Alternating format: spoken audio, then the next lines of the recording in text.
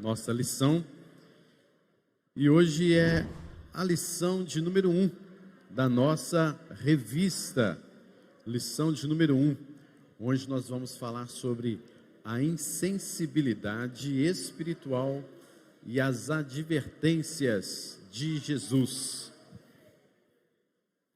Sei que os irmãos estão se arrumando aí, se ajeitando nas suas salas, mas nós vamos dar continuidade aqui, tranquilamente, sem problemas. E nós estamos começando uma nova revista. Não sei quem já possui esta revista. Se você não possui essa revista e deseja adquiri-la, depois você pode conversar lá com o nosso diretor Chico, para você estar também sempre por dentro aí das lições. E é importantíssimo que você leia a lição com antecedência, para que quando chegar aqui, você já sabe do que se trata, você já tem perguntas, você já tem alguma dúvida que possa ser sanada no decorrer aí da lição. Então é melhor você ler antes do que você deixar para ler aqui e depois você estar lendo, né? A nossa revista, antes nós vamos orar e depois nós vamos entrar propriamente no tema da revista. Senhor, fale conosco nesta manhã, que seja o Teu Espírito Santo, o mover da Tua graça em nossos corações, nos ensinando, nos capacitando, tanto para ministrar, quanto para aprender, e ainda mais, Senhor, quanto para praticar, que não sejam meras palavras, mero ensino ou mero aprendizado, que seja de fato, ó Deus, um desejo, necessidade de colocar esta palavra em prática, em nome de Jesus, amém. Meus irmãos, a nossa revista então vai falar sobre os ensinos do reino, as preciosas lições das parábolas contadas por Jesus. Então, quando nós falamos sobre os ensinos do reino, é uma revista, eu estou sem nenhum volume aqui. Então nós temos aqui, com este tema, os ensinos do reino, e nada melhor do que, ao aprendermos sobre o reino de Deus, ou como é chamado, reino de Cristo, você pode aprender dentro das parábolas, o que de fato é o reino de Deus, como este reino, de fato, ele vem agindo no nosso meio, no meio da humanidade. É interessante nós vermos que lá no Antigo Testamento sempre houve profecias acerca deste reino, de como este reino seria instaurado. Vimos mesmo em Joel, capítulo de número 2, todas estas profecias acerca de um novo reino, onde o Espírito Santo de Deus desceria, e seria assim instituído, dentre outros momentos, dentro dos próprios profetas do Antigo Testamento, como seria instituído então este reino do Senhor Jesus Cristo. E quando Jesus Cristo veio e começa a dar os seus ensinamentos, ele ensina as coisas acerca do seu reino por meio de parábolas. E o que são parábolas? Parábolas são histórias fictícias. Geralmente as parábolas não têm nomes de pessoas envolvidas, geralmente não têm nomes de cidades envolvidas, mas elas trazem consigo algumas lições que nos remetem ao reino de Deus.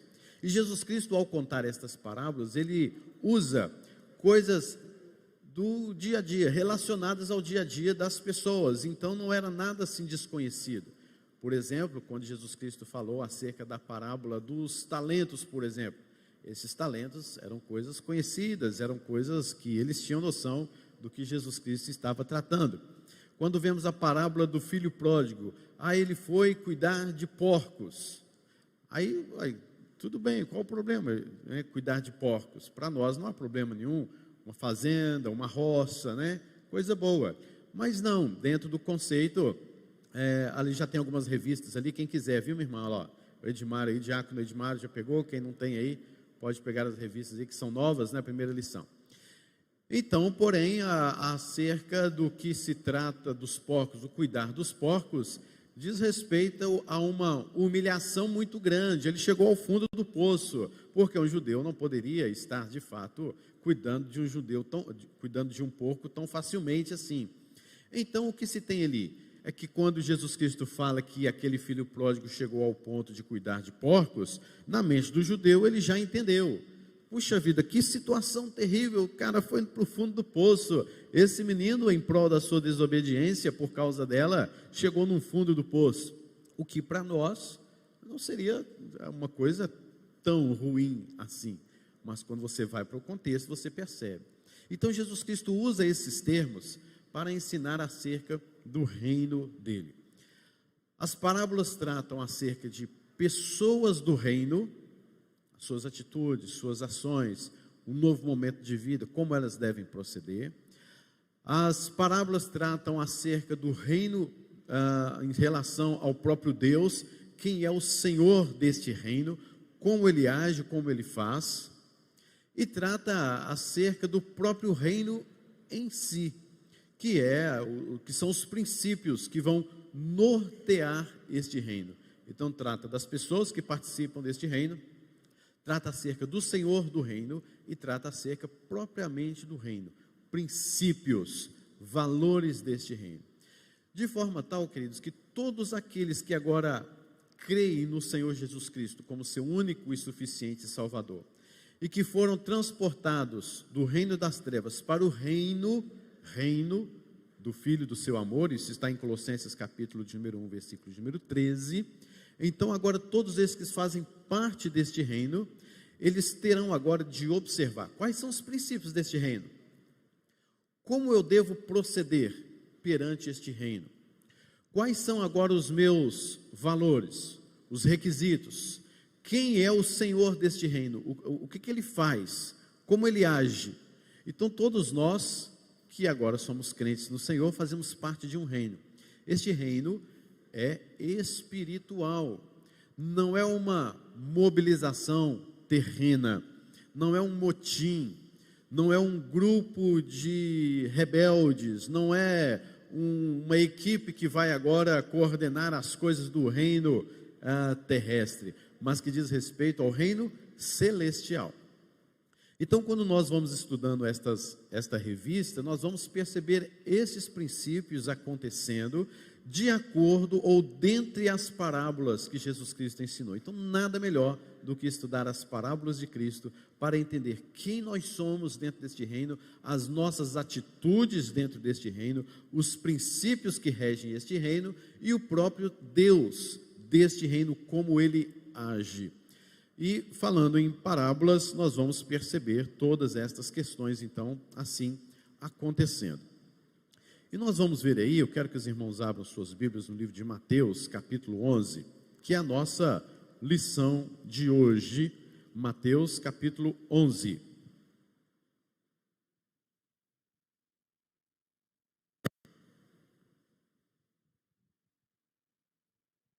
Mateus 11. Os versículos são o parágrafo 16 a 19. Mateus 11, 16 a 19. Eu vou ler o texto para a nossa compreensão da lição propriamente desta manhã. Diz assim: mas a quem hei de comparar esta geração? É semelhante a meninos que, sentados nas praças, gritam aos companheiros: nós vos tocamos flauta e não dançastes, entoamos lamentações e não pranteastes. Pois veio João, que não comia nem bebia, e dizem: tem demônio. Veio o Filho do Homem, que come e bebe, e dizem: eis aí um glutão e bebedor de vinho, amigo de publicanos e pecadores. Mas a sabedoria é justificada por suas obras. Esta é uma das parábolas, talvez, que você passa os olhos assim e não percebe que é uma parábola, né? A parábola das crianças insatisfeitas. A gente ouve falar muito da parábola do filho pródigo, da ovelha perdida, dos talentos. e tantas outras que já vieram aí à sua mente. Mas quando a gente fala da parábola das crianças insatisfeitas, talvez poucos vão se lembrar. Que parábola é essa? Essa parábola curtíssima que Jesus nos contou aí no versículo de número 17, onde crianças que estavam brincando na praça disseram umas às outras: nós vos tocamos flauta e não dançastes, entoamos lamentações e não pranteastes. Esta é uma parábola que Jesus Cristo contou. Você percebe, não tem nome, não tem um nome de uma cidade em si, mas tem aqui alguns princípios que devem reger dentro do reino de Deus. Mas que princípios são esses na verdade? Esta imagem aí que está para os irmãos é exatamente sobre o tema da nossa lição: a insensibilidade espiritual e as advertências de Jesus, a parábola das crianças brincando na praça. Gente, aprender com criança, nós que somos adultos, que já tem certas formações intelectuais da faculdade, já tem doutorado, já tem pós-doutorado, ou que não tem a faculdade, mas já tem experiências fartas da vida, e você ter que voltar para aprender com uma criança, não é coisa assim, porque fere o nosso orgulho, né? A verdade, o que nós temos dentro da nossa cultura é que crianças aprendem conosco, que às vezes não é muito bom também não, né? Porque às vezes a gente faz umas coisas também assim, não é bom a criança aprender, não é bom, dentro de casa, em alguns lugares, algumas atitudes dos pais, é bom que a criança nem aprenda, mas a lógica da situação é que nós ensinemos crianças. Mas aqui o texto, diante de fariseus, diante de pessoas ali que criticavam sempre Jesus, Jesus está trazendo este povo intelectual, religioso, homens conhecedores da lei, para aprender com as crianças que estão brincando numa praça.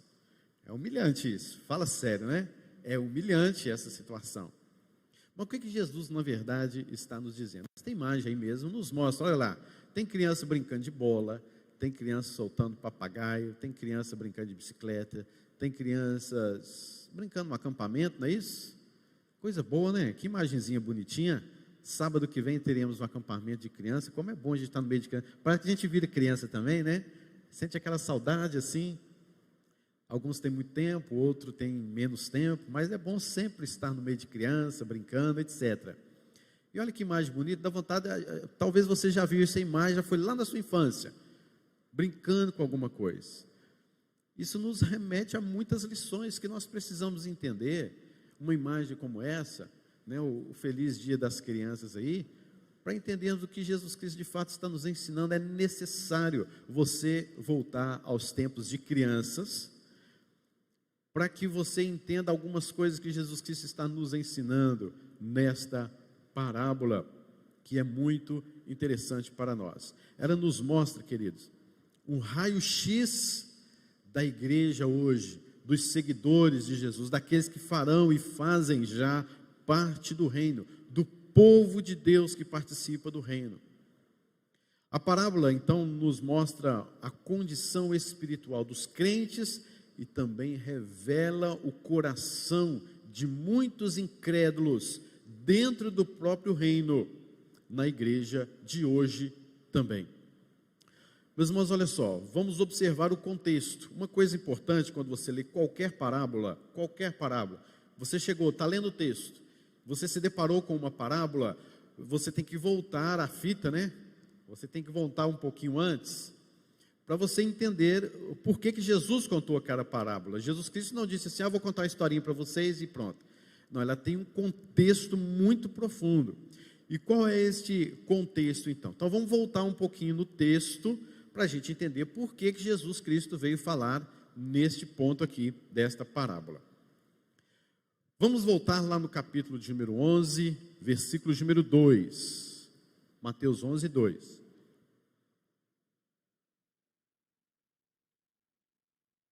Você vai perceber que João Batista, primo de Jesus, precursor, profeta, ele estava preso. E ele ouviu falar das obras de Cristo Jesus, e mandou os seus discípulos perguntar-lhe, versículo 3, És tu aquele que estava para vir ou havemos de esperar outro? Então você vai perceber aqui que a questão aqui era obras. O que Jesus Cristo estava fazendo? As obras que Jesus Cristo estava fazendo condizia com aqueles profetas do Antigo Testamento? É exatamente isso. A gente pode fazer essa ligação. Esse Jesus é o Jesus mesmo que nós estávamos esperando, de acordo com as obras que ele está fazendo? Esta era a dúvida e a pergunta de João Batista. E Jesus Cristo logo respondeu. Vocês vão para João e vão responder para eles o que vocês estão ouvindo e o que vocês estão vendo.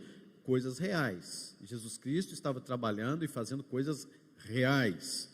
Que coisas reais eram essas? Versículo 5. Os cegos veem, os coxos andam, os leprosos são purificados, os surdos ouvem, os mortos são ressuscitados, e aos pobres está sendo pregado o Evangelho. Meus irmãos, já pensou que coisa magnífica? Uma pessoa ali naquela época ter um filho que nasceu cego, ir até Jesus, Jesus curar, que emoção isso! Você não se emociona com isso não? Será que a gente lê esse texto só assim por cima? Os cegos veem, os surdos ouvem, tá? Mas imagina você ter um amigo que perdeu a audição, e Jesus Cristo foi lá com uma palavra cura. Você ter um pai já com avançada idade ou não, mas teve um problema lá, uma situação, ele ficou paralítico, pode mais andar. Aí Jesus Cristo vai lá e uma palavra toca naquele homem, toca no seu pai, cura o seu pai. Não é uma coisa assim que, às vezes a gente passa por cima do texto, mas não é uma coisa que alegra a gente, não é uma coisa assim fantástica. Jesus transformou a minha vida, trazendo cura para mim. Aos pobres está sendo pregado o Evangelho, o reino de Deus. Meus irmãos, eram coisas magníficas acontecendo, coisas maravilhosas acontecendo ali, nesse momento que Jesus Cristo está testemunhando o que Ele mesmo está fazendo, para que dissessem a João a respeito disso. E Jesus Cristo continua dizendo no versículo 6, e bem-aventurado é aquele que não achar em mim motivo de tropeço. Grave bem este versículo, porque é a partir deste versículo, versículo 6, que Jesus Cristo então vai nos contar uma parábola, que é essa que nós já vamos ver já já.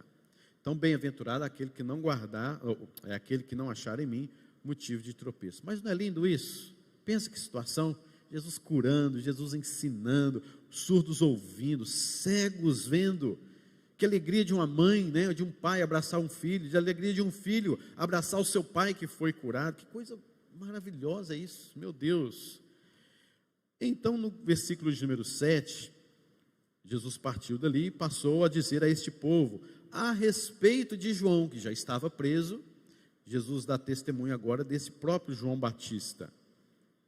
E ele chama esse povo e fala assim, o que vocês saíram para ver no deserto? Um caniço agitado pelo vento? Saísse a ver o quê? Um homem vestido de roupas finas? Os que vestem roupas finas assistem nos palácios, não estão no deserto.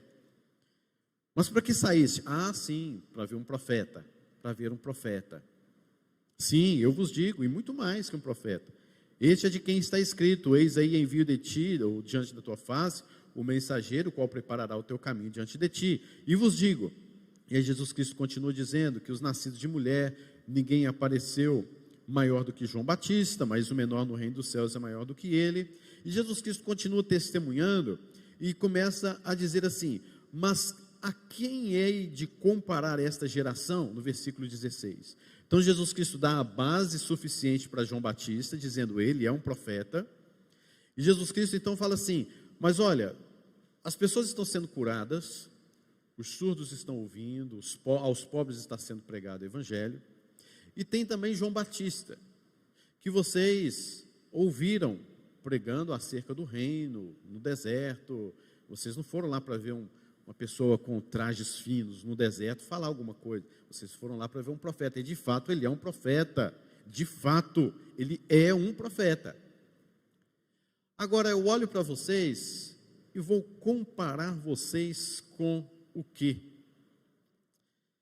Será que alguém via motivo de tropeço em Jesus, mesmo fazendo as obras que Jesus fazia?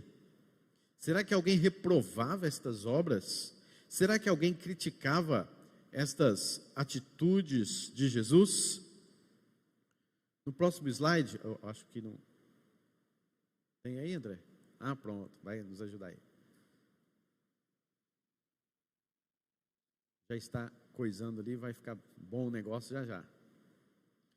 A gente vai ver sobre a questão do seguinte, que tanto no Velho Testamento quanto no Novo Testamento, nós vamos ver pessoas que acharam tropeços em Jesus, em Deus e em Jesus, no caso do Novo Testamento. Lembremos, por exemplo, o povo de Israel, preso lá no Egito, e eles clamaram a Deus: ó Deus, nós estamos aqui no Egito, estamos presos, e Deus ouviu o clamor dele, em Êxodo capítulo número 3, e desceu para livrar o povo. Nós estamos aqui escravizados, a nossa vida está muito boa, não, Deus, nos ajude. Deus foi lá e libertou aquele povo lá do Egito. Quando eles estavam no deserto, estavam lá caminhando já no deserto, é isso aí, olha, milagres e ações do Senhor no Antigo Testamento. Mesmo assim o povo era insensível e incrédulo. Eu coloquei umas figurinhas de criança, porque nós estamos falando do contexto de criança mesmo. E aí, o que acontece? Deus foi lá e fez-os caminhar no deserto. Deus, esse deserto está ruim demais, preferi ficar no Egito. Gente, vai entender esse povo. Aí Deus vai e abre o mar vermelho. Olha que fantástico, que coisa magnífica. Mas depois do mar vermelho, abriu ali o mar e tudo mais, passaram, chegaram do outro lado. Senhor, estou gostando dessa comida, não. As panelas de carne do Egito eram muito mais gostosas. Vai para lá então, volta para lá. Que coisa, que povo pirracento, nada está bom. Moisés, está faltando água para nós, Moisés. Cadê a água, Moisés? Moisés vai lá em Refidim, né? E bate aquela vara, porque já está virado, dá uma varada naquela rocha, e sai água da rocha para esse povo. Que situação, não é? Mas, e por aí se vai, época dos juízes, época dos reis. Senhor, tem misericórdia de nós, livra-nos das mãos dos babilônios, dos assírios, dos moabitas, dos edomitas. Deus ia lá, tirava o povo. Aí quando Deus salvava aquele povo, o povo voltava à incredulidade de novo. Não, Deus, quem é Deus? Não, nós adoramos a Baal.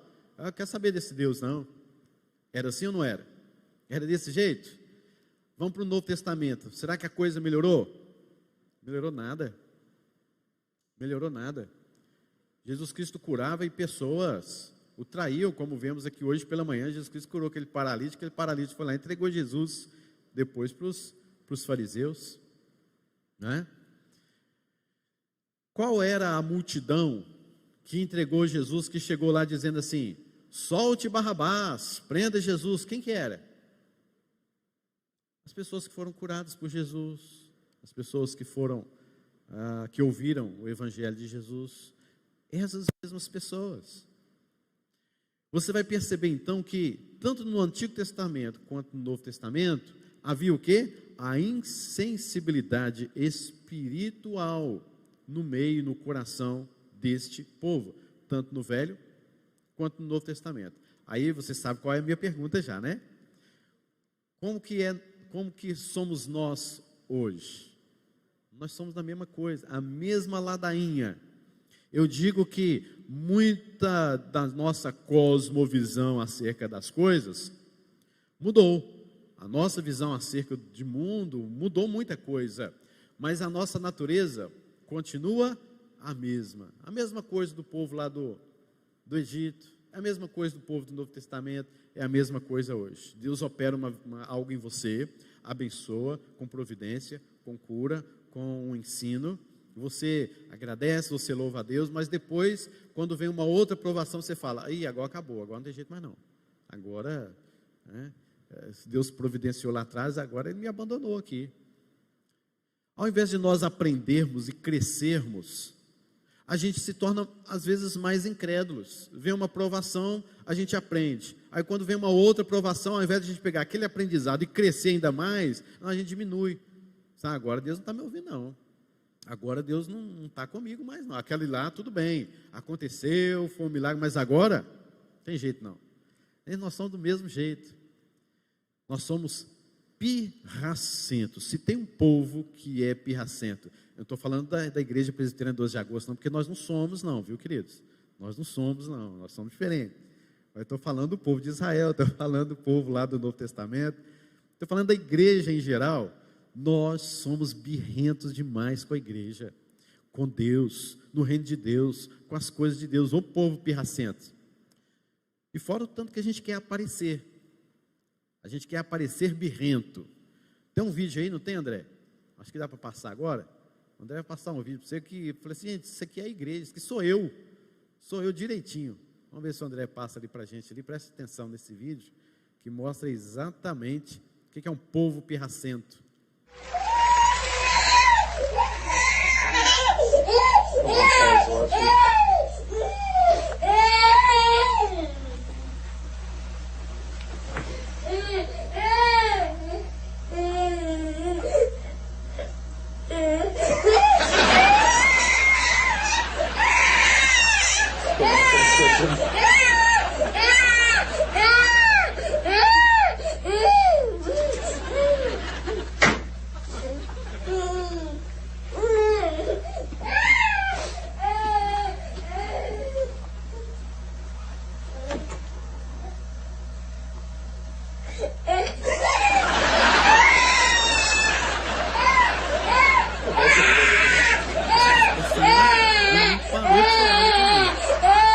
Quando ele vê o pai, começa a chorar assim, amargamente. E o pai vai lá, filma, dá um pouquinho de atenção. Ele está chorando. Aí o pai sai de cena de novo, olha, passa por ali, o cachorro, ninguém dá atenção para ele, e o pai sai de cena. Ele procura, olha só, de repente, ele cai no chão e começa a chorar de novo. Essa é a nossa realidade. É basicamente isso. Depois os irmãos vejam aí esse videozinho, que é essa questão da gente gostar de aparecer birrento. Somos pirracentos, somos insensíveis. Nós gostamos de palco, de público, nós gostamos de mostrar a nossa murmuração, gostamos de mostrar a nossa tristeza, a nossa não conformação, a nossa murmuração, o nosso ponto de vista. E é exatamente isso que Jesus está tratando aqui nesta parábola. E aí, seguindo o nosso slide, algumas perguntas da nossa lição é o seguinte: de que maneira a cegueira espiritual pode ser removida? Estão aí as perguntas. De que maneira a cegueira espiritual pode ser removida? Vamos ler Salmo 119, versículo 18. Salmo 119, versículo 18. Nos diz assim, olha: desvenda os meus olhos, Salmo 119, 18. Desvenda os meus olhos, para que eu contemple as maravilhas da tua lei. Então, há de fato uma cegueira espiritual em nossos olhos, e o salmista ele está clamando a Deus: tira essa venda dos meus olhos, para que eu contemple as tuas maravilhas, as maravilhas da tua lei. Perceba, maravilhas. Jesus Cristo curando, Jesus Cristo ensinando, os coxos estão sendo curados, os cegos estão vendo, mas a gente não vê, nós estamos cegos, nós continuamos incrédulos, nós continuamos birrentos, continuamos fazendo pirraça diante das maravilhas da lei do Senhor. Então a cegueira espiritual ela deve ser removida com um clamor, com uma oração: Senhor, eu preciso ver as coisas que o Senhor tem feito em minha vida, porque nós estamos vivendo insensibilidade demais, queridos. Você inicia o seu dia, você termina o seu dia e você não para perceber o tanto que Deus abençoou você naquele dia. Um dia normal, Eu acordei, levantei, fui para o trabalho, fui para a escola, eu levei meu filho na escola, eu trouxe meu filho da escola, eu almocei, eu fiz tantas coisas e pronto, acabou o dia, normal. O que tem de mais nesse dia? É porque você é insensível demais, sabe? Você é pirracento demais e você não percebe o tanto que Deus abençoou você naquele dia. O tanto que aquele dia foi um marco na sua vida e você nem sequer percebeu. Nem sequer se alegrou. As flautas tocaram. Houve algo tão abençoador ao redor de sua vida. Você, insensível. Desvenda, Senhor, os meus olhos. Eu quero ver durante o meu dia, na segunda-feira, quando eu for trabalhar, eu quero ver as maravilhas do Senhor operando na minha vida, nos detalhes, no cuidado com o meu filho, no cuidado com a minha esposa, meu esposo, no cuidado da tua igreja, do teu reino. Como deve ser o andar do cristão? Efésios, capítulo de número 5.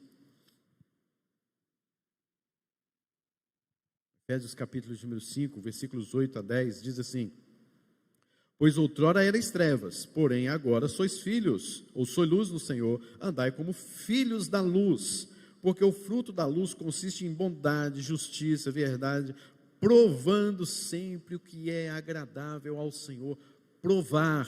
Provar, querido, você sente, você vai pegar uma fruta, você vai pegar um doce, você vai pegar um queijo, né? Você vai pegar aí um frango assado hoje nesse domingo, um churrasco, você prova, você sente, que delícia.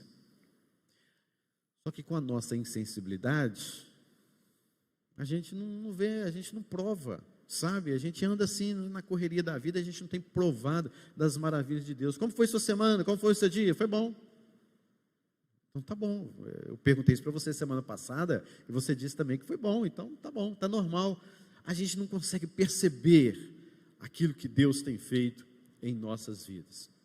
Como explicar a cegueira espiritual em que muitos estão vivendo hoje? Segundo aos Coríntios, capítulo de número 4, que nos diz assim, versículos 3 a 6, Mas se o nosso evangelho ainda está encoberto, é para os que se perdem que está encoberto, nos quais o Deus deste século cegou o entendimento dos incrédulos. Ou seja, Paulo está dizendo assim, se há alguém cego, que deveria estar cego, são os incrédulos, porque eles não fazem parte deste reino, está encoberto para eles, para que não lhes resplandeça a luz do evangelho da glória de Cristo, qual é a imagem de Deus, porque não nos pregamos a nós mesmos, mas a Cristo Jesus, como Senhor, olha que bênção, e a nós mesmos como servos, por amor de Jesus. Olha que palavras lindas.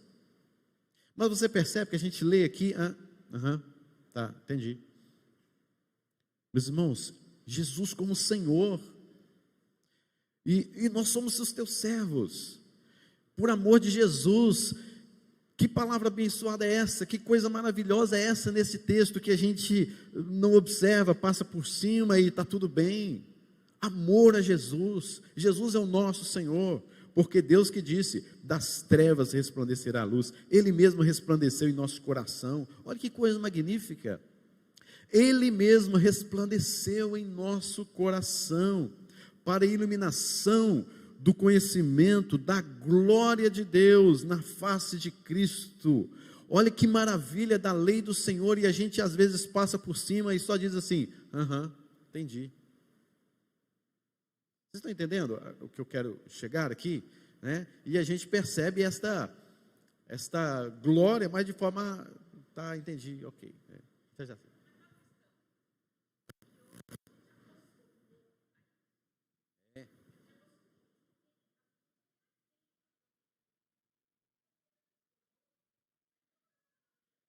Às vezes muitos pensam assim, né? É a questão do costume de ouvir as verdades, né? Exatamente, né? Às vezes nós nos tornamos insensíveis uns com os outros, né? E, você tá bom, tô bem e tal, beleza, aí a gente não tem esta sensibilidade, o que é um grave e um grande perigo, né?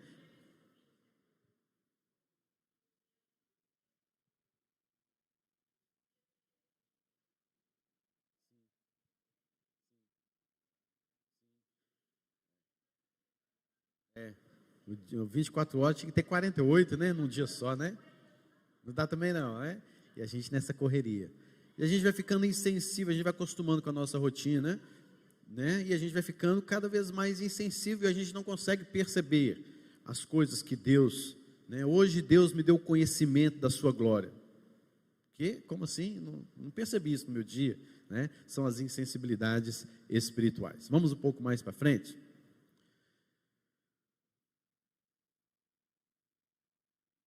André, isso, pronto. Aí a pergunta de Jesus: a quem compararei essa geração? Que pergunta é essa de Jesus, que eu quero que você vá embora para sua casa depois com essa pergunta no seu coração. Diz aí o versículo em Mateus, capítulo de número 11, voltando lá para o nosso texto, Mateus 11 nos diz: mas a quem compararei esta geração? Aquela geração, a nossa geração, nós vamos comparar com quem? É uma geração beleza, é uma geração top, é uma geração que entende, é uma geração que submete, é uma geração de compromisso, é uma geração que se santifica, que busca a Deus de fato. Mas às vezes a gente vem na igreja quando dá tempo. Se tiver tempo eu vou na igreja no domingo. Domingo é o dia do Senhor, certo?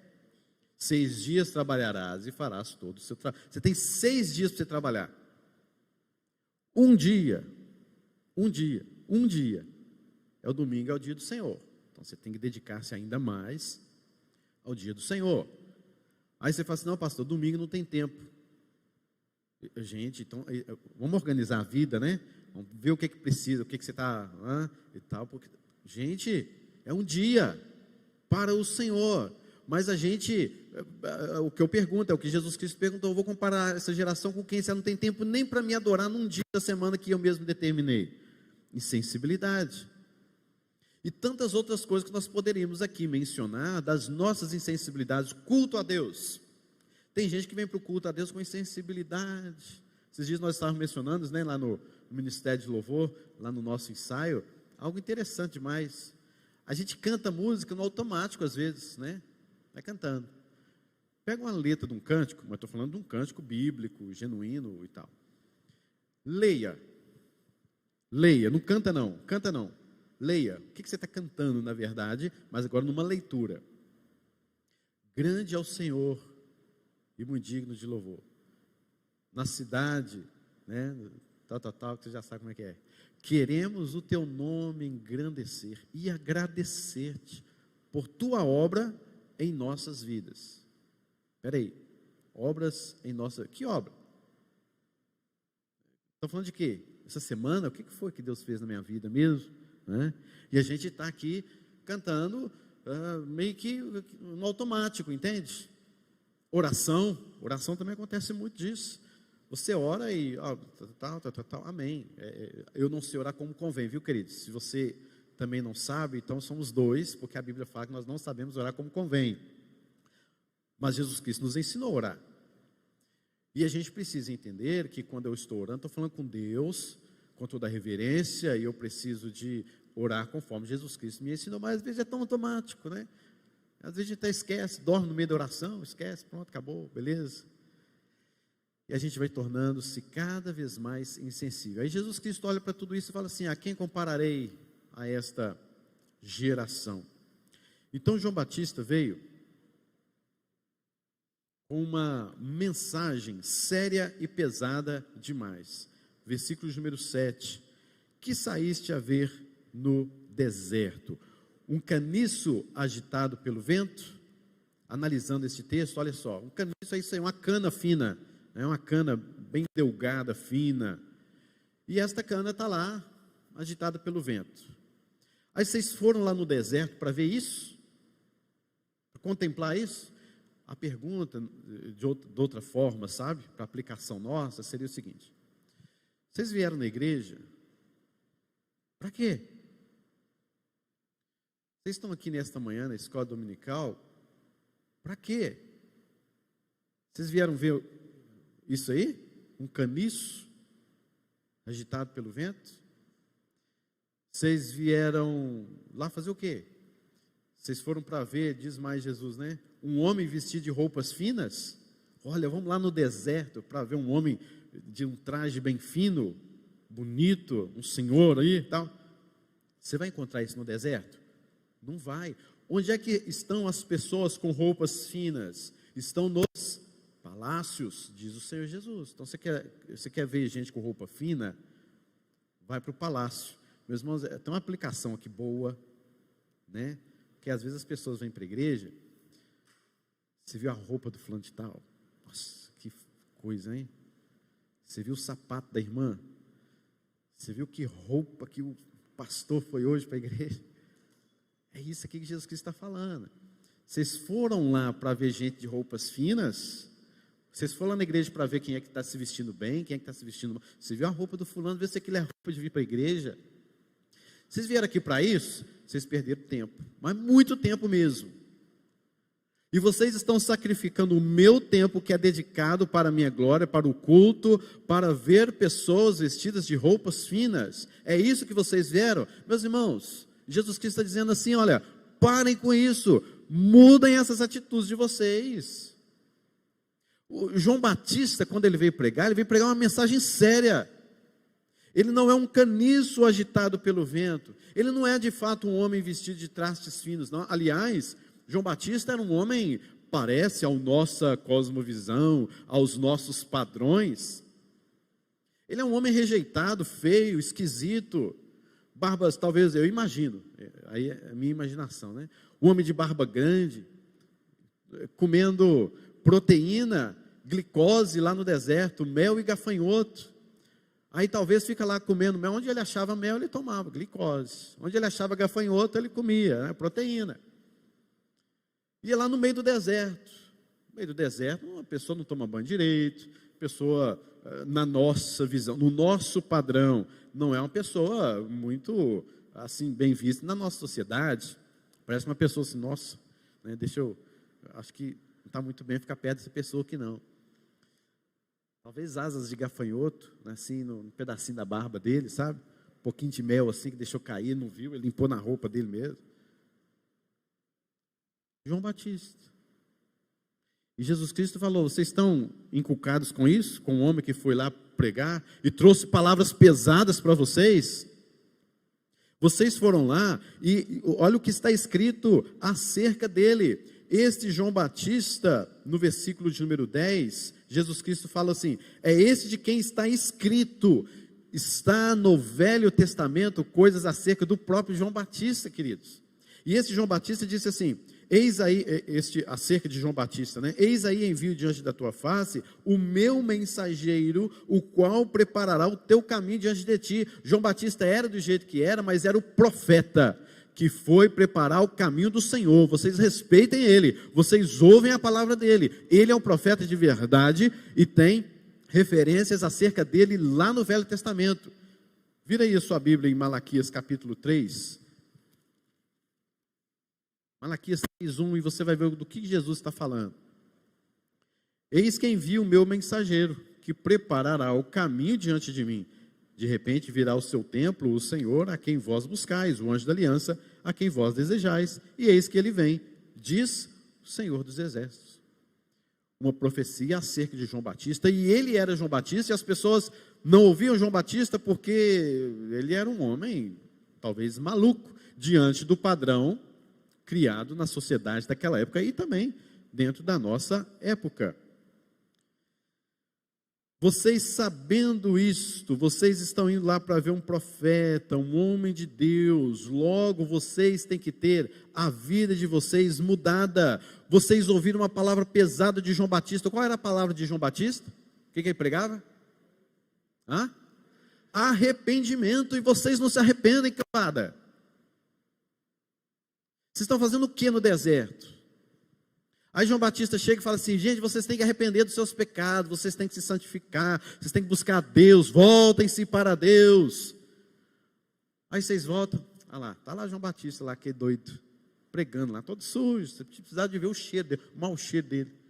Gente, prestem atenção na mensagem, vibrem com a mensagem, mudem de vida, porque ele é um profeta do Senhor e vocês não estão dando ouvidos a ele. Isso que Jesus Cristo está falando, chamando a atenção desse povo aqui.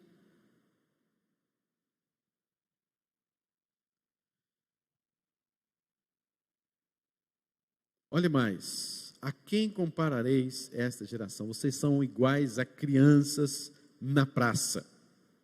Por que crianças na praça? Que parábola é essa então que Jesus Cristo está nos contando aqui?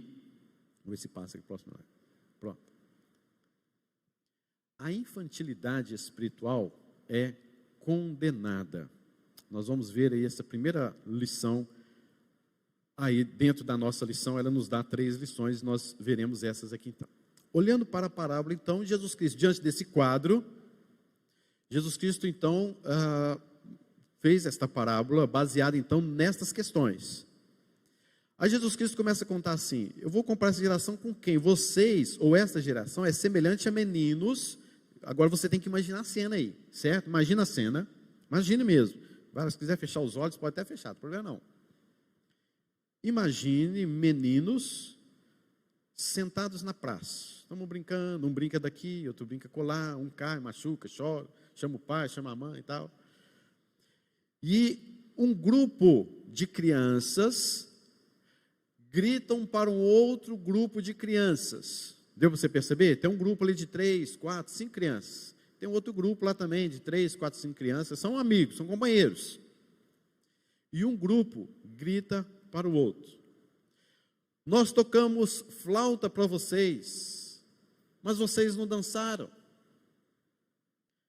Aí depois disso, nós entoamos lamentações para vocês, e vocês não choraram. Quer dizer, como é que é isso? Como é que é essa história? Bom, tocar flauta aqui e não dançar, aqui diz respeito a um casamento. Cultura. Nós não percebemos isso facilmente, mas os primeiros ouvintes entenderam que Jesus Cristo estava se referindo a um casamento. E o que é o casamento? O casamento é um lugar feliz, alegre, onde há flautas, onde há danças. Se tem um negócio, um ritual muito alegre, é casamento de judeu. Então, aqui eles estavam tocando flauta, dançando, mas no sentido assim: nós vamos brincar de esconde-esconde, mas vocês não quiseram brincar de esconde-esconde. Então nós vamos brincar de outra coisa. Aí nós pensamos em brincar de outra coisa, mas vocês não quiseram também brincar de outra coisa. O que vocês querem? É isso que Jesus Cristo está falando. Só que aqui Jesus Cristo coloca a coisa oposta: um casamento muito feliz, flauta, danças, alegria, celebração, festa. E em segundo lugar, as crianças percebendo que eles não queriam brincar de dançar, querendo brincar de casamento. Há um noivinho entrando: ei, vamos celebrar, vamos tocar flauta. Vamos... E existia essa brincadeira mesmo, se você for ver, lá no contexto social e cultural da época, as crianças brincavam de casamento nas praças. Existia mesmo essa brincadeira, né? A entrada do noivinho, da noivinha, aquelas coisas todas. Mas aí então eles viram, esse primeiro grupo viu que os seus companheiros não quiseram brincar de casamento. Certo? Então vamos fazer o seguinte: vamos brincar de outra coisa? Vamos brincar de quê? Vamos brincar de, já que eles não querem se alegrar, quem sabe eles querem chorar? Vamos brincar de funeral? Vamos todo mundo, vamos chamar eles para brincar de funeral. Aí chama eles para brincar de funeral. Aí eles começam a chorar. São as carpideiras, né? Dentro da própria Bíblia tem as carpideiras. Você vai ver quando Jesus Cristo curou ou ressuscitou a filha de Jairo, estavam lá os carpideiros, as carpideiras, que são pessoas geralmente contratadas ou voluntárias que vão aos enterros, aos funerais, chorar. Ficava ali pranteando, chorando e tal. Mas aí eles foram brincar então de funeral. Vamos imaginar que tem alguém morto aqui? Vamos. Aí começa a chorar e tal, fazendo o trabalho dos carpideiros ou das carpideiras. Geralmente eram mais mulheres.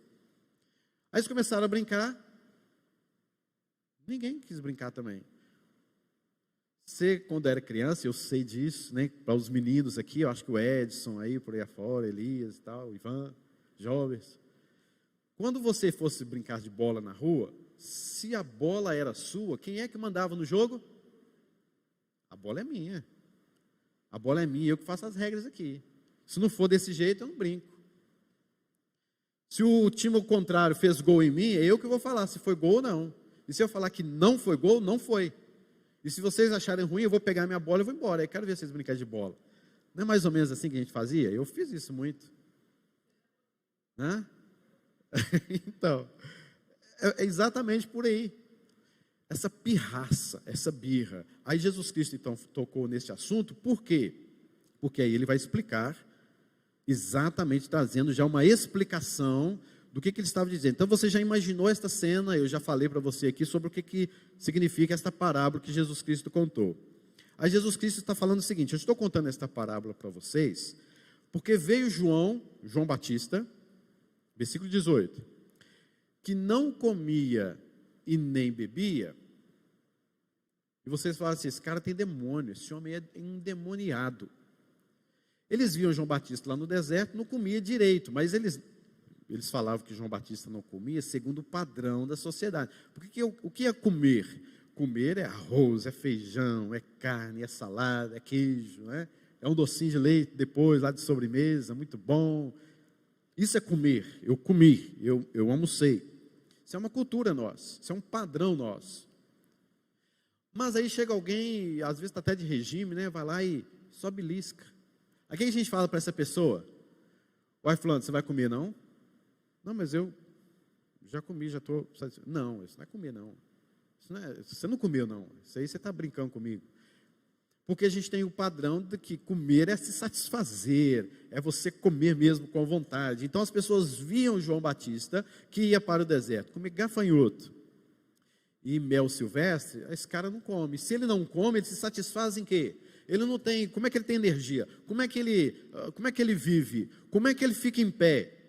Conclusão? É um demônio. Só pode ser. Agora, querido, você não vai falar para a pessoa que está de regime lá comendo, né, coisinha. Ah, você está com demônio. Foi exatamente isso que aconteceu com o João Batista. Você não vai falar isso para uma pessoa. De jeito nenhum, né, gente? Deus me livre disso. Mas era esta a mentalidade. João Batista não comia. Logo, ele tem demônio. Este era o pensamento. Aí Jesus Cristo continua no versículo 19, dizendo: veio o Filho do Homem. Ele pega ali, inclusive, um título messiânico, né? Veio o Filho do Homem. Vocês estão humilhando João Batista. João Batista é isso, aquilo outro. Mas veio o Filho do Homem. Messiânico, título messiânico. Que come e bebe segundo os padrões de vocês, né? Inclusive, você já viu tanto que Jesus era festeiro, né? Gostava de uma festa? Jesus Cristo convidava para o casamento. Estava lá Jesus em Caná da Galileia no casamento. Faltou vinho. Jesus disse, opa, não, peraí, eu vou transformar essa água em vinho, a festa não acabou. Ué. De repente você vê Jesus Cristo comendo com as pessoas. A pessoa chamava Jesus para almoçar, ele ia. Jesus, vamos almoçar lá em casa hoje? Estou dentro. Jesus Cristo ia lá para a casa de Lázaro, Maria Madalena e tudo mais. Estava lá comendo Jesus. Jesus Cristo começou a contar a parábola. Jesus Cristo contou a parábola do filho pródigo, da ovelha perdida, da dracma perdida, comendo. Ele estava comendo, ele estava lá comendo. Zaqueu, desce depressa que eu vou comer lá na sua casa hoje. Oh, Jesus, né? E se convida, né? A Bíblia fala que a gente tem que se parecer sempre com Jesus, né? Coisa boa, que bênção, né? Convido minha casa hoje, né? Pois é, quem quiser convidar então, vou agir como Jesus agiu, né? Mas era isso, Jesus já era um tanto quanto diferente nesses aspectos de João Batista, porque Jesus Cristo comia, Jesus Cristo se alimentava, e não somente isso. O que eles falaram? Já que Jesus Cristo come, olha como ele bebe, aí o que eles falavam acerca de Jesus? Eis aí um glutão. Ah, o senhor come demais. Jesus come demais. Já viu o prato de Jesus? Já viu tanto que ele come? Já viu o bife que Jesus Cristo comeu? E outra coisa, bebedor de vinho.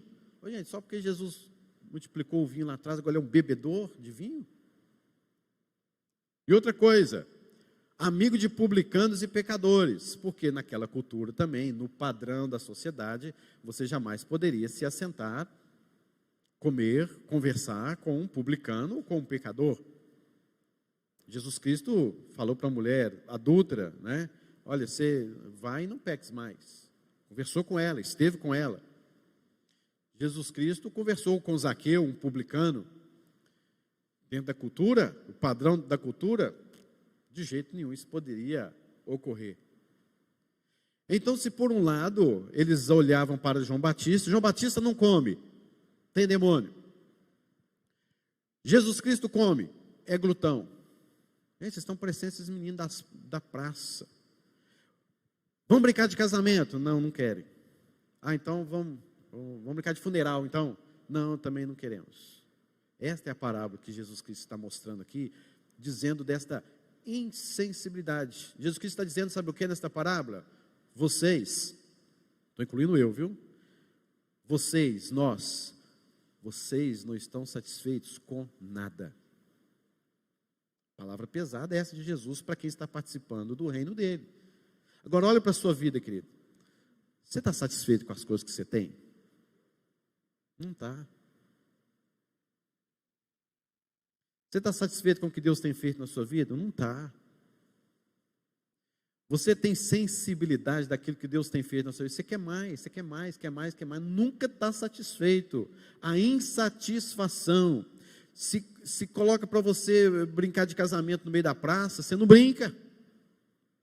Se coloca você para brincar de funeral também, brincadeira legal, interessante, né? Naquela época. Mas você não quer também. O que você quer, querido? O que é que você quer? Interessante, porque o pastor Fausto falou sobre isso nesta manhã. Jesus Cristo chegou para o paralítico e disse: você quer ser curado? Porque, assim, o que essa geração quer? O que vocês estão querendo? Então, imagina Jesus Cristo, Deus, chegando para você hoje e perguntando isso para você. Vocês querem o quê? Estou derramando minha bênção sobre você, no meu tempo, a minha vontade está sendo cumprida, a minha glória está sendo elevada, eu estou fazendo isso para a minha glória, para abençoar a sua vida. Você fica aí chorando, resmungando, nada está bom, nada presta, estou passando por isso, porque Deus esqueceu de mim. Ora, eu estou aí abençoar a sua vida. Cadê a satisfação, o contentamento? Vocês estão parecendo crianças. A gente tem que aprender com crianças. Aí que chega um ponto incrível para nós. Porque Jesus Cristo está falando assim: observem as crianças, como elas são. E de acordo com o que vocês veem, como elas agem, como elas são, vocês são iguaizinhos.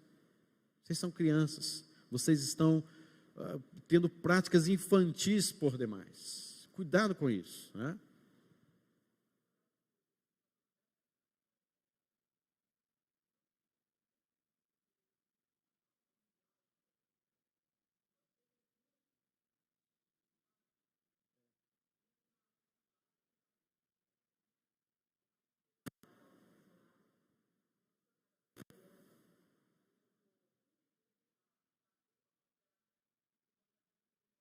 Sim.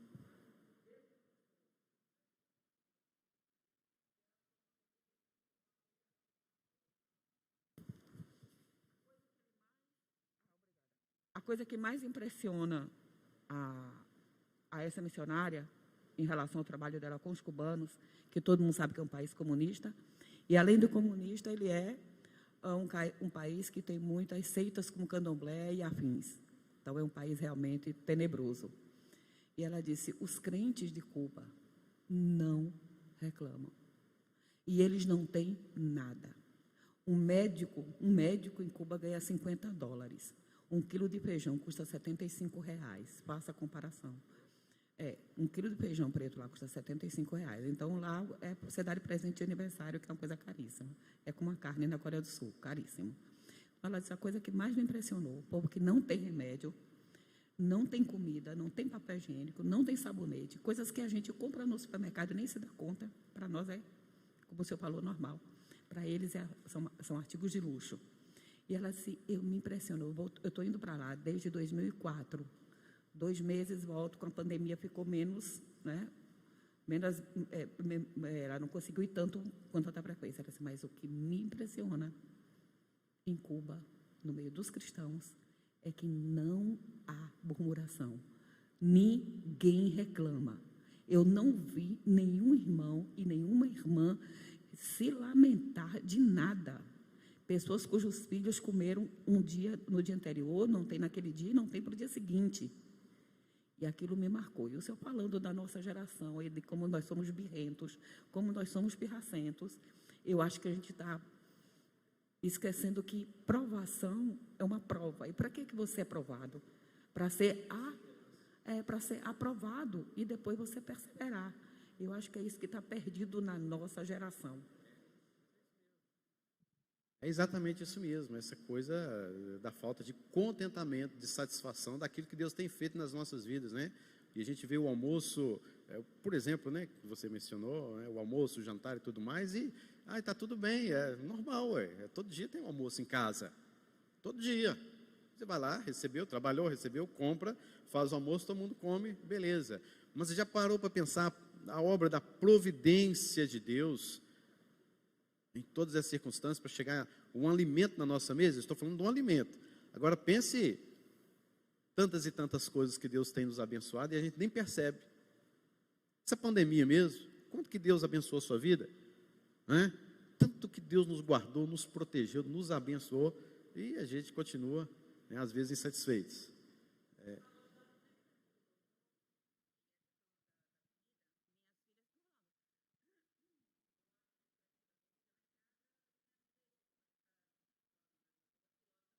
Sei.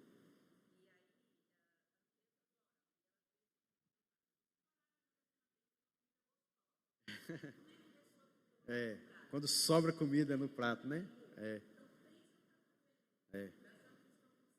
Exatamente, né?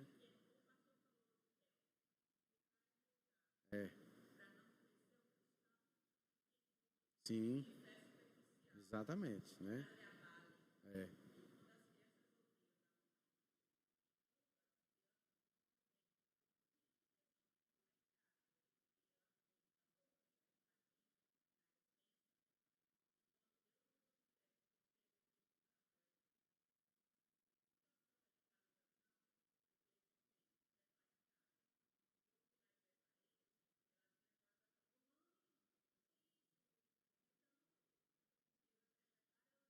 Exatamente. Com certeza. Então, que não pode, e passaram por dificuldades, perderam seus empregos, e Deus, né?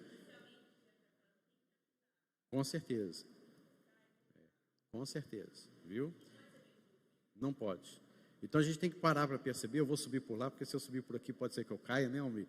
Se eu subir por aqui, então, para a gente encerrar a nossa lição. Então, quais são as nossas infantilidades espirituais que são condenadas? Invejas. Inveja é um sintoma de infantilidade espiritual. Ciúmes, contendas, divisões, inimizades, discórdias. São exemplos de crianças brincando na praça pirracentas. Então, meus irmãos, se você tem alguma coisa que te inveja, o problema do invejoso é que ele nunca acha que é invejoso, entende? Isso é um grave problema. Se você falar, não, mas você é invejoso. Não, não sou. Ele nunca assume, mas você é, nós somos, queridos. Se você tem problema de ciúme, uma contenda, seja lá dentro da sua casa, com seu marido e esposa, ô gente, você é crente, vai procurar um aconselhamento, vai procurar a Bíblia, vai ler, vai orar, vocês têm que crescer, vocês vão ficar contendendo até quanto? Até quando separar, dar um divórcio aí? Não, gente, para com isso, tem solução para o negócio, pelo amor de Deus. Não importa como esteja a situação, vai procurar um aconselhamento, vai procurar alguém, vai procurar a Bíblia, ore, mas não deixa isso promover uma divisão, um divórcio, uma destruição de casa, não. A gente deixa, né? Vai protelando, resolve mais ou menos aqui, resolve mais ou menos ali, daqui um dia está num divórcio aí. Infantilidade.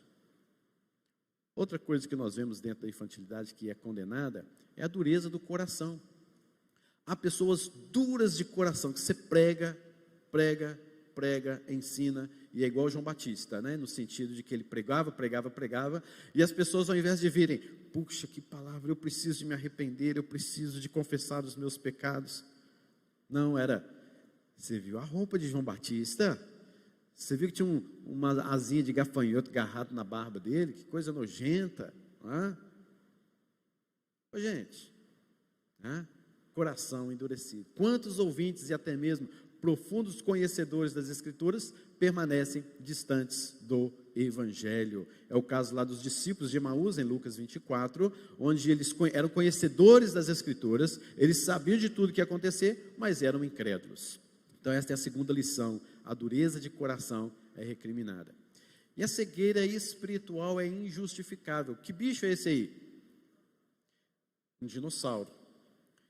Quais são as características desse dinossauro que você percebe aí? Ele é o quê? Ele é carnívoro, ele é grande, é forte, rápido, é cego? É mesmo? Eu sabia, não é?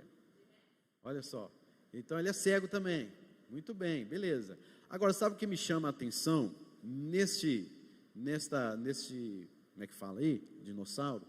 Acho que ficou um pouquinho escuro, mas tamanho acho que é pata, né, que posso dizer, das patas dianteiras dele. Ele é um animal forte, ele é um animal pesado, que traz medo. Muito bem, André, obrigado. Olha o tamanho da boca dele. Boca grande, né? Boca grande demais. Mas agora, olha o tamanho do bracinho dele, né? Se você quiser saber mais, vai lá no Shopping Jardins, acho que tinha uma exposição lá de dinossauros, tem ele lá. Dinossauro enorme, bonito demais, o bracinho desse tamanhozinho. Sabe o que eu estou querendo mostrar para vocês? É que nós temos muito mais disposição para falar, nós temos muito mais força. Muito bem, André, riscou ali para nós. Mas nós fazemos pouca coisa, nós temos braços curtos, não temos disposição. Quem pegar no arado não pode olhar para trás, não tem nem braço para pegar. Gosto de Jesus Cristo falasse assim, quem colocar a boca no arado e não olhar para trás, aí viu um monte. Se fosse com a boca, aí um monte de gente iria de disposição, porque a boca, a língua é um negócio, murmuração é um negócio, mas é pegar. Nós temos braços curtos, nós temos braços pequenos e boca grande demais. A gente só critica, só murmura, só insatisfação. E os nossos braços para trabalhar? Nada. Às vezes você vem à igreja e só critica a igreja. Ah, porque foi isso? Ah, porque aquilo outro? Ah, mas aquilo outro tal. Meu irmão, estica os seus braços aí, vão trabalhar, vão fazer a obra. Então é isso que a lição está nos mostrando, queridos, sobre este fato de que nós estamos com os nossos olhos fechados, nós não estamos sendo curados, as maravilhas de Deus não têm sido vistas em nossa vida, porque nós estamos cegos diante das maravilhas que Deus tem feito e realizado. E Jesus Cristo termina dizendo assim, mas a sabedoria é justificada por suas obras. Jesus Cristo está falando dele mesmo e de João Batista. A sabedoria, olha as obras deles, então justifica a sabedoria que eles têm. São homens sábios, que sabem do que estão falando, e você precisa ouvir este evangelho. Então o que eles fazem, as suas obras, justificam a sua sabedoria. E depois Jesus Cristo começa, não faz parte da nossa lição aí, mas começa a falar das cidades impenitentes. Jesus começa a increpar, versículo de número 20, increpar é mostrar uma acusação, é trazer uma verdade e mostrar uma acusação dentro daquilo. As cidades nas quais ele operou numerosos milagres, mas eles não se arrependeram. Jesus Cristo foi lá, pregou, fez milagre, e eles não se arrependeram. Aí começa o versículo 21. Ai de ti, Corazim, Betsaida, porque lá em Tiro, lá em Sidom, se tivessem operado os milagres que vós se fizerem, há muito que eles teriam arrependido com pano de saco e cinza. Jesus Cristo está falando assim, vocês que são o meu povo, vocês não se arrependeram, mas lá, se eles tivessem ouvido esta mensagem que eu preguei, se eles tivessem visto os milagres que eu fiz aqui para eles, lá eles teriam se arrependido, com pano de saco, com cinza, mas vocês não. As pessoas vêm aqui, olham sobre Jesus, choram acerca de Jesus, buscam de Jesus, têm sede, lêem a Bíblia, oram, se converteram. Vocês não, vocês já se tornaram inertes, insensíveis. E por aí Jesus Cristo vai falando de algumas destas cidades. Meus irmãos, que Deus nos abençoe para que não sejamos insensíveis espiritualmente falando, e que nós possamos pensar quais são os sintomas mais comuns do infantilismo espiritual, do qual muitos cristãos e igrejas estão acometidos, como podemos trabalhar para retirar esta cegueira e insensibilidade em nosso meio. Vamos tirar isso, vamos ser mais sensíveis àquilo que Deus tem feito, não sejamos como crianças. Que Deus nos abençoe. Vamos orar, encerrando a nossa escola dominical. Vamos ficar de pé?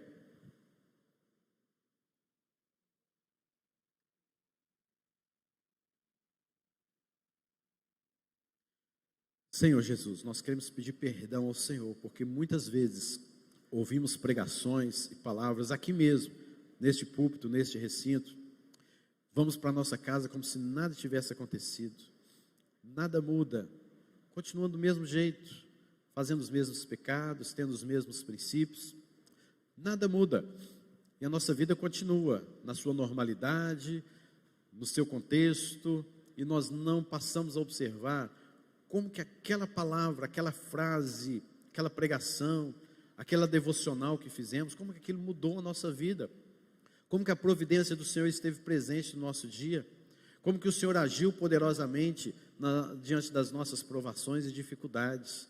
Nós pedimos perdão por isso.